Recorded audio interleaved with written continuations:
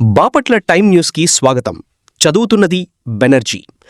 బాపట్ల జిల్లాలో శ్మశాన స్థలాలు లేని దళితవాడలకు శ్మశాన స్థలం కేటాయించాలని, దళిత కాలనీలోని సమస్యలు పరిష్కరించాలని ఆగస్టు 24న కలెక్టర్ ఆఫీస్ వద్ద జరిగే మహాధర్మాను జయప్రదం చేయాలి. గత సంవత్సరం కృష్ణానది వరదల నష్టపరిహారం, మోంధా తుఫాన్ నష్టపరిహారం వెంటనే రైతులకు ఇవ్వాలి. సిపిఎం పార్టీ కేంద్ర కమిటీ సభ్యులు డి రమాదేవి డిమాండ్. ఈరోజు బాపట్లలో ప్రజా సంఘాల జిల్లా కార్యాలయంలో జరిగిన విలేకరుల సమావేశంలో మాట్లాడారు. సుప్రీంకోర్టు దాకా వెళ్ళి క్రిస్టియన్లు దళితులు అవునా కాదా, దళితుల రిజర్వేషన్స్ వర్తిస్తాయా లేవా, అలాగే ఎస్సీ ఎస్టీ యాక్ట్ వర్తిస్తుందా లేదా, ఇలాంటి అంశాలని చర్చనీయాంశం చేసినటువంటి సంగతి. ఇటీవల కాలంలో రాష్ట్రవ్యాప్తంగా సిపిఎం వివిధ గ్రామాల్లో తన కార్యకర్తలు ద్వారా సర్వే చేయించడం జరిగింది. సుమారుగా రాష్ట్రంలో 1200 గ్రామాల్లో ఈ సర్వే ఇప్పటి వరకు జరిగింది. ఈ సర్వేలో ప్రధానమైనటువంటి వివక్షత ఇప్పటికీ కొనసాగడం, అంటే 80 సంవత్సరాల స్వాతంత్రం తర్వాత కూడా సమానత్వం సాధించుకోవాలని చెప్పేసి ఒక రాజ్యాంగాన్ని అయితే రాసుకున్నాం మనం, కానీ అసమానతలు రాజ్యం వెళ్తూ ఉన్నాయి.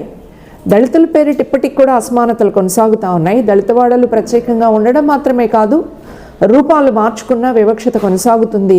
అంతకుముందు ఉన్నటువంటి మరొకటి రూపంలో కాకుండా ఇది ఫ్యాషనబుల్గా సాగుతుంది అనేటటువంటిది అర్థమవుతా ఉంది. మన ప్రకాశం జిల్లాలో నుజిలపల్లి, ఇంతకుముందు బాపట్ల జిల్లా కిందే ఉన్నటువంటి మంగళూరు మండలంలో మొన్న ఒక ఘర్షణ. ఏమిటా ఘర్షణ? దళితవాడకు వెళ్ళేటటువంటి రోడ్డు ఏదైతే ఉందో, ఈ రోడ్డుకి వాళ్ళు ఆ రోడ్డు మొదట్లో అంబేద్కర్ విగ్రహం పెట్టాలనుకున్నారు, అంబేద్కర్ ద్వారం పెట్టాలనుకున్నారు.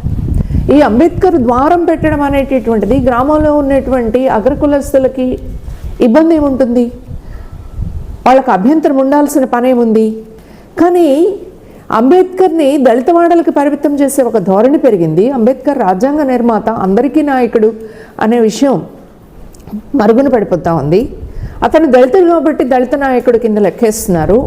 ఆయన విగ్రహాలు పెట్టడాన్ని అపోజ్ చేస్తూ ఉన్నారు. ఆయన పేరిట ప్రధాన రహదారుల ద్వారాలు ఉండడానికి వాళ్ళకి అభ్యంతరం.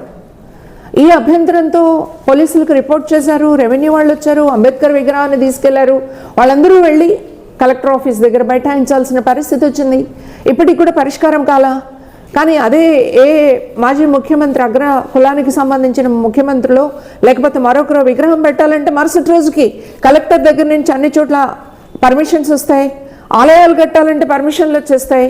కానీ అంబేద్కర్ విగ్రహాన్ని పెట్టడానికి, అంబేద్కర్ నగర్ అని పేరు పెట్టడానికి, ఒక పబ్లిక్ స్థలంలో పర్మిషన్ ఇవ్వడానికి అధికారులుకి సమయం తీసుకుంటున్నారు. వాళ్ళ విగ్రహాలను తీసుకువెళ్ళి స్వాధీనం చేస్తున్నారు అని చెప్పేసి అంటే ఏ రూపంలో వివక్షత సాగుతుందో మనకు అర్థమవుతుంది. ఈ జిల్లాలో 50 గ్రామాల్లో మన వాళ్ళు సర్వే చేస్తే ఈ 50 గ్రామాల్లో 30 గ్రామాల్లో శ్మశాన స్థలాలకు సంబంధించిన సమస్యలు ఉన్నాయి. శ్మశాన స్థలాలు ఎక్వైర్ చేయాల్సిన అవసరం ఉంది.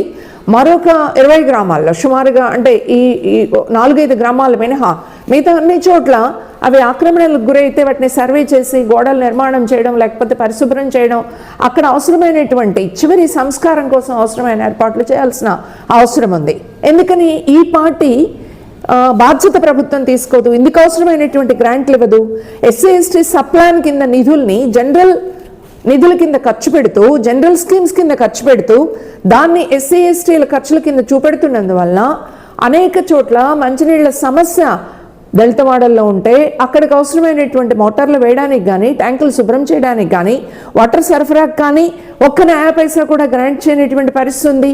అక్కడ మురుగు అధ్వాన్నమైనటువంటి పరిస్థితుల్లో ఉంటాయి. దోమలు స్వైర విహారం చేస్తుంటాయి. అలాంటి వాటిని పట్టించుకునేటటువంటి పరిస్థితి లేదు. అంతేకాదు, దళితులు ఈరోజు మనందరికీ తెలుసు కరువు తాండవిల్లుతా ఉన్నది. వ్యవసాయ పనులు లేవు. ఇలాంటి నేపథ్యంలో ఉపాధి హామీ పనులు కొనసాగాల, కానీ ఉపాధి హామీ పనులు లేవు. వ్యవసాయ కూలీలుగా ప్రధానంగా దళితులు ఉన్నారు. వీళ్ళకి ఉపాధి అవకాశాలు మెరుగుపరచండి అని చెప్పేసి అంటే మెరుగుపరచలేదు. అందువల్ల సామాజిక సమస్యలు ఉన్నాయి, ఆర్థిక సమస్యలు ఉన్నాయి. అలాగే వాళ్ళు ఎంప్లాయీస్గా ఉంటే హీనమైనటువంటి వేతనాలు పొందుతూ ఉన్నటువంటి పరిస్థితి. వీటన్నింటి మీద ప్రజా సంఘాలన్నీ కూడా ఈ నెల 24న రాష్ట్రవ్యాప్తంగా జిల్లా కలెక్టర్ కార్యాలయాల దగ్గర ధర్నాలు చేస్తూ ఉన్నారు. సిపిఎం పార్టీ దానికి అండగా నిలబడుతుంది. ఇతర రాజకీయ పక్షాలు దళితుల సమస్యల ఎడల సానుభూతిగా ఉన్నటువంటి వ్యక్తులు వాళ్ళు కూడా ఈ ఉద్యమానికి మద్దతు ఇవ్వాలని చెప్పేసి మేము అప్పీల్ చేస్తున్నాం.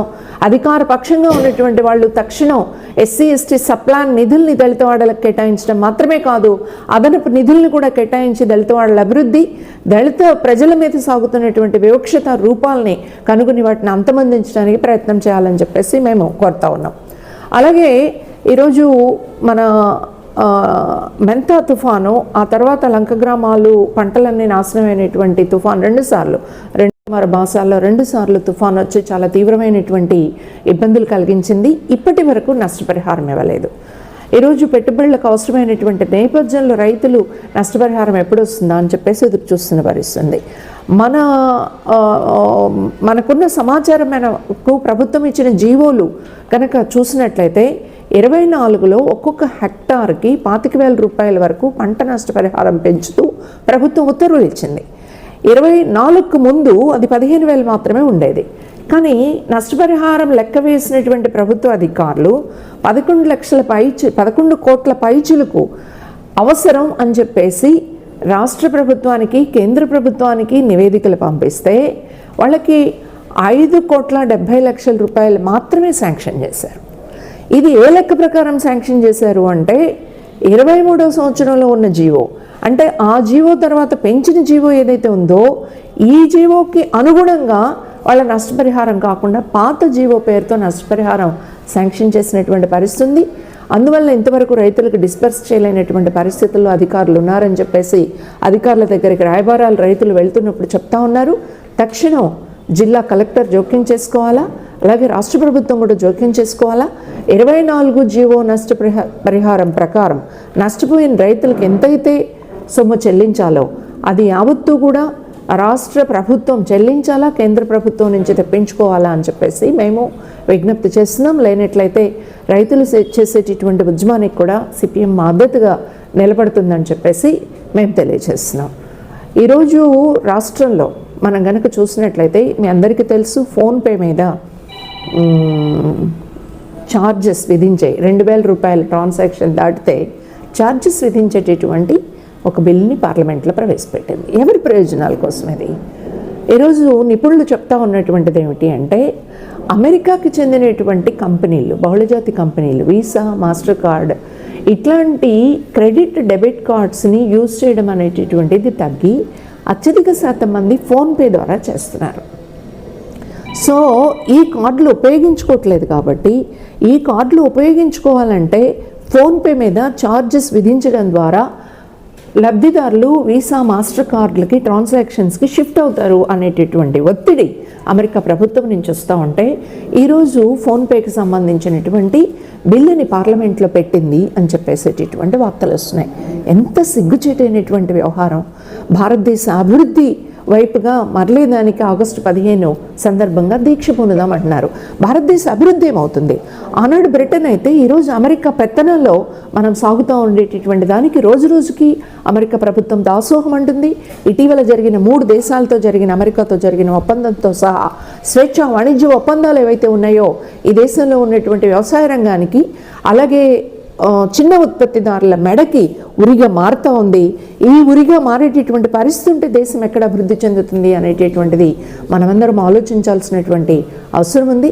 కాబట్టి ఈ విషయాల మీద ప్రజానీకంలో ప్రచార క్యాంపెయిన్ని నిర్వహిస్తూ ఉన్నాం.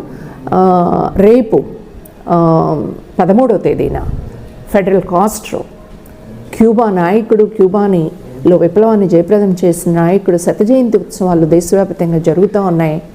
ఫెడరల్ కాస్ట్రో క్యూబా ఒక చిన్న దేశాన్ని విముక్తి చేస్తే ఆ దేశానికి ఏ దేశము వాణిజ్యం చేయకూడదని, అక్కడ ఏ రకమైనటువంటి వనరుల్ని అభివృద్ధి కానివ్వకుండా దాని మీద యుద్ధం ప్రకటించినటువంటి దేశం అమెరికా. ఇరాన్ని సర్వనాశనం చేసినటువంటి పరిస్థితి మనం చూసాము. ఈరోజు ఇరాక్ దేశం మీద ఎలా చేసిందో మనం చూసాము. ఇలాంటి సామ్రాజ్యవాద వ్యతిరేక ఉద్యమం ద్వారానే మనం మన దేశ స్వాతంత్రాన్ని, మన దేశ రైతులు, మన దేశ విద్యార్థుల స్వాతంత్రాన్ని నిలబెట్టుకోగలమని చెప్పేసి దీన్ని పెద్ద ఎత్తున అన్ని చోట్ల అమలు చేయాలని, ఆ రకంగా స్వాతంత్ర దినోత్సవాన్ని మనం నిర్వహించుకోవాలని చెప్పేసి సిపిఎం విజ్ఞప్తి చేస్తుంది.